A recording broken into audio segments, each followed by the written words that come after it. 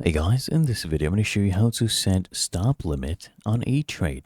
First thing I want you to do is just go to the trading section, open up the stock or taker, right? So here you enter the symbol. Let's do, for example, Tesla.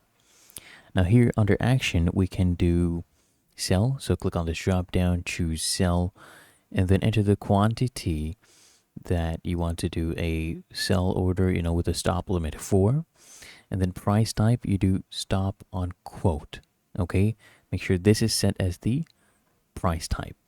Then you enter just, the limit price, stop price right there. So we're basically setting a stop limit right now, limit price, stop price. And you set the duration. So either it's good for a day, you can even do good for 60 days. That's another option that they have available, good until date or good for 60 days, or good for a day. Then once you're happy with it, you can go ahead and preview your order and go ahead and place it. Really that easy. If you found this helpful, make sure you smash that like button, subscribe to App Mentor.